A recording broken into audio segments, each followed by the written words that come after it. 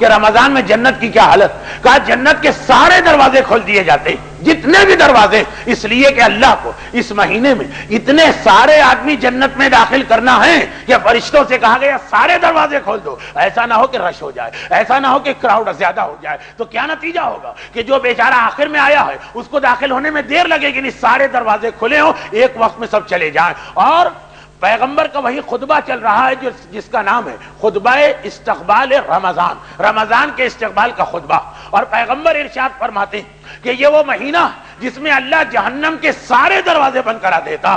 آج امید ہی نہیں ہے اس مہینے میں کسی کے جہنم میں جہنم جنت میں کہہ گیا تو غلط کہہ گیا، جہنم کے سارے دروازے بند کروا دیتا ہے۔ آج امید ہی نہیں ہے کسی کے آنے کی، آج کوئی چانس ہی نہیں خدا کی طرف سے، آج کوئی ایسا معاملہ ہی نہیں ہے کہ کسی کو جہنم میں ڈالا جائے۔ البتہ یہ وضاحت ضروری کہ روایتوں میں جہنم کی دو قسمیں بتائی گئی، ایک پرماننٹ قسم کی جہنم جو کافروں، مشرکوں اور منافقوں کے لیے، اور ایک ٹیمپریری جہنم جو مومنوں کے لیے بنائی گئی۔ یہ بات اس کی ہو رہی کہ آج خدا نے کہا کہ اے ملائکہ سارے کے سارے دروازے بند کر دو جہنم کے، اس مہینے میں بھلا کون جہنم میں جائے گا، اس مہینے میں جہنم کس لیے کھلی رکھی جائے، بہت زیادہ خرچہ ہو جائے گا، جب دروازے کھلے ہوں تو ہیٹنگ کے لیے پھر زیادہ فیول ڈالنا پڑتا ہے، تو کہا ضرورت نہیں آج سارے دروازے بند کر دو۔ ٹھیک، یہ تو ہر ایک کو پہلے ہی پتا تھا، اگر پیغمبر یہ نبی کہتے تو اتنی حدیث تو ہم خود ہی بنا لیتے کہ یقیناً جنت کے سارے دروازے کھلے، جہنم کے سارے دروازے بند۔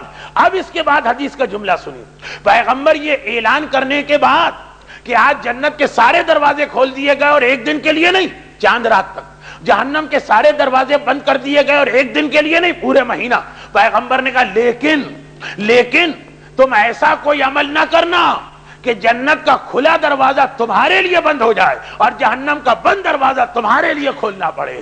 پیغمبر یہ پہلے بشارت دینے کے بعد کہ سارے دروازے جنت کے کھلے، پہلے یہ خوشخبری سنانے کے بعد جہنم کے سارے دروازے بند، اس کے بعد کا لیکن اس کا مطلب یہ نہیں کہ تم یہ سوچو کہ جو گناہ بھی کر لو معاف ہے، نہیں، ایسا نہ ہو کہ تم وہ بدقسمت بنو کہ جس کے لیے جنت کا دروازہ بند کروانا پڑے اور جہنم کے بند دروازے کو کھلوانا پڑے۔ یعنی چانس ہے، یعنی امکان ہے کہ مومن ماہ رمضان کی ان ساری خوشخبریوں اور ساری بشارتوں سے اپنے آپ کو محروم کر لے۔ اب اس کے بعد یہ تو ہوا پیغمبر کا ایک خطبہ، اب اس کے بعد جہنم کے دروازوں کے حوالے سے معصوم کی ایک حدیث اور سنی۔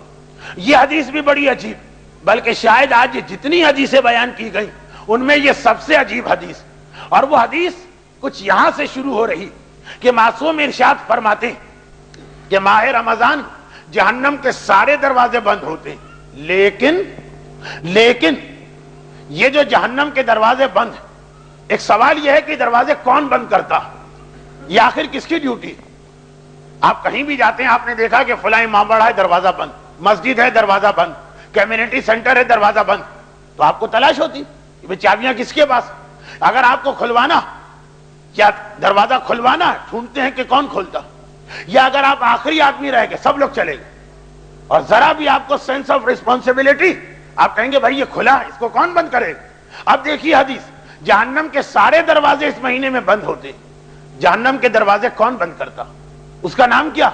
معصوم کا جملہ یہ ہے کہ جہنم کے کچھ دروازے تم اپنے ہاتھ سے بند کرتے ہو، یہ تمہارے اختیار میں، چاہے بند کرو چاہے بند نہ کرو۔ یعنی جہنم کے دروازے کی دو قسمیں، کچھ کی چابیاں یا کنجیاں یا کیس فرشتوں کے ہاتھ میں، وہ بند کریں گے، لیکن جہنم کے کچھ دروازے ایسے جس کی چابیاں تمہارے ہاتھ میں، فرشتے تو اپنا کام کر کے چلے جائیں گے، جو دروازے ان کے کنٹرول میں اسے بند کر دیں گے، لیکن کچھ دروازے ایسے ہیں جو تمہارے ہاتھ میں، تمہارے اختیار میں، تم بند کرو گے بند ہوں گے، چابی تمہارے پاس ہے، اور تم بند نہیں کرو گے وہ کھلے رہیں گے۔ راوی کو بھی تجسس ہو کون سی ایسی چابی ہے، جیب ویب ٹٹول کے دیکھی ہوگی، جہنم کی چابی کون سی ہے کہ امام فرما رہے وہ تمہارے ہاتھ میں۔ اب سنیے حدیث میں 3 جملے آئے، 1 2 3 4 جملے آئے ہیں حدیث میں جہنم کے دروازے کے بارے میں۔ امام نے فرمایا جہنم کا ایک دروازہ بند ہوتا ہے تمہاری آنکھوں کے بند ہونے سے۔ آنکھیں بند ہونے کا مقصد کیا، آنکھیں بند ہونے کی تشریح کیا ہے؟ حدیث میں تشریح امام نے فرمایا جب ماہ رمضان میں تم اپنی آنکھوں کو ہر اس چیز سے بند کر لیتے ہو جس کو اللہ نے حرام کیا، جہنم کا ایک دروازہ بند ہو گیا۔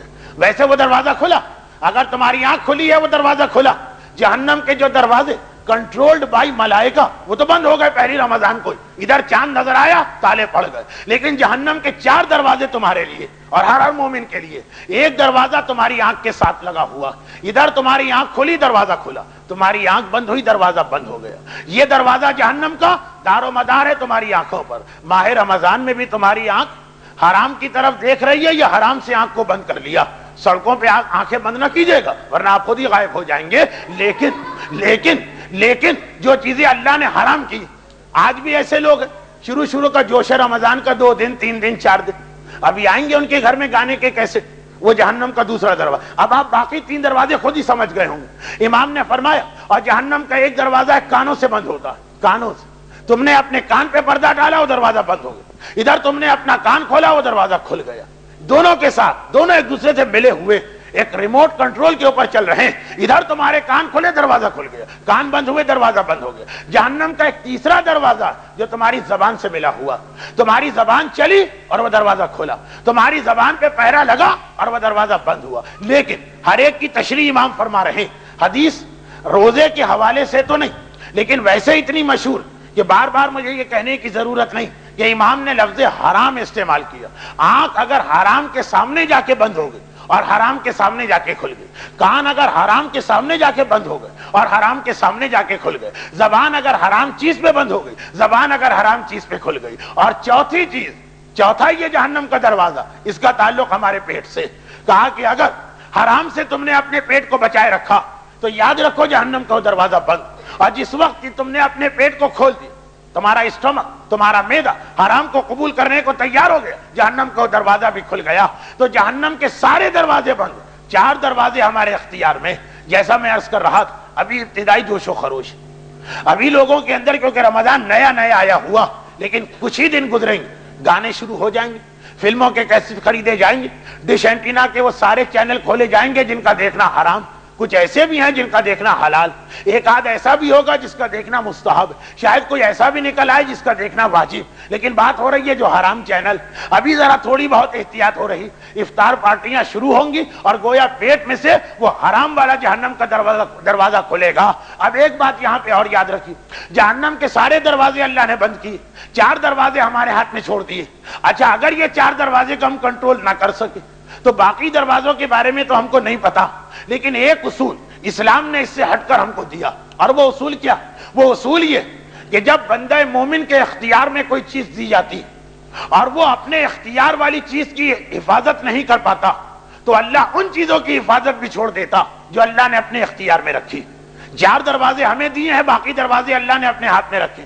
روایت آ گئی، اگر کوئی آدمی ایسے مومن کی غیبت کرے جو گناہ کرتا مگر اپنے گناہ کو چھپاتا، یہ غیبت کرنا حرام، گناہ کبیرہ. تفسیر سورہ حجرات کی 7ویں 8ویں آیت میں وضاحت آئی.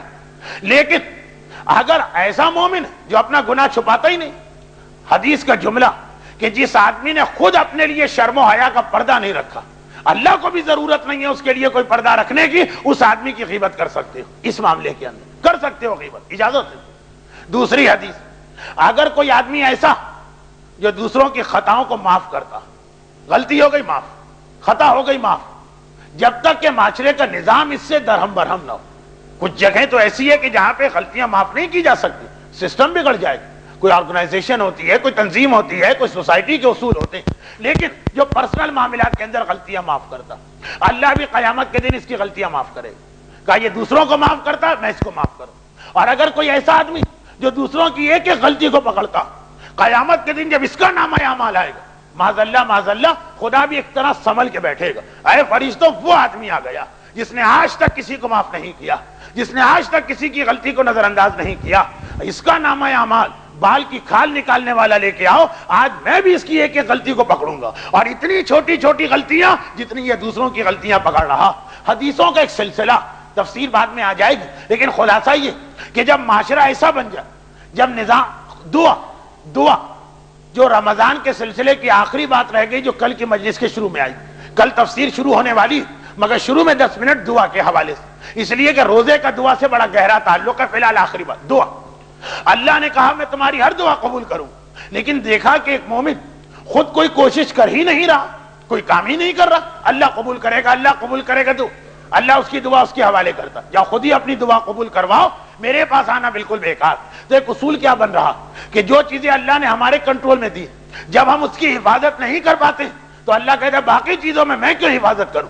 یہ دوسرے کی غلطی پکڑتا ہے، میں اس کی غلطی پکڑوں، یہ اپنے گناہ کو نہیں چھپاتا، میں بھی اس کے گناہ پہ پردہ نہیں ڈالوں گا، یہ کوشش نہیں کرتا، میں بھی اس کی دعا قبول نہیں کروں گا۔ 4 دروازے جہنم کے اس کو دیے، یہ ان 4 دروازوں کو بند نہیں کر پا رہا تو باقی 70,000 دروازے کیوں میں بند کروں؟ اس کے لیے سارے دروازے کھول دیے جائیں گے۔ اور یہی وہ شخص ہے جس کے لیے حدیث آ گئی، لعنت ہے، لعنت ہے، لعنت ہے اس مرد مومن پر جو ماہ رمضان کو حاصل کرے اور اس مہینے میں خدا کی رحمتوں کی بارش ہو، پھر بھی جب آخر رمضان آئے پتا چلا سب بخش دیے گئے ہیں، یہ نہیں بخشا جا سکا ہے جو رمضان میں اپنے آپ کو نہ بخشوا سکا، جو رمضان کی رحمتوں سے فائدہ نہ اٹھا سکا، اس سے زیادہ لعنت کے قابل اور کوئی نہیں ہے۔ اور جو یہاں سے محروم گیا، اب سارا سال اسے کہیں سے کچھ نہیں مل سکتا سوائے اس کے کہ حج پر پہنچ جائے۔ حج ایک ایسی چیز ہے جو رمضان کی کمی کو پورا کرتی ہے۔ تو اتنی رحمتیں اور برکتیں کہ اللہ نے آفیشلی جہنم کے دروازے ہی بند کر دیے اور جنت کے سارے دروازے کھول دیے،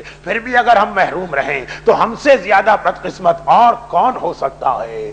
یقیناً یقیناً میرا یہ جملہ مومنوں کے بارے میں، مومنوں میں ہم سے زیادہ بدقسمت اور کون ہوگا جسے سب کچھ ملا اور پھر بھی وہ کوئی فائدہ حاصل نہ کر سکا۔ رحمتک یا ارحم الراحمین وصلی اللہ علی محمد وآلہ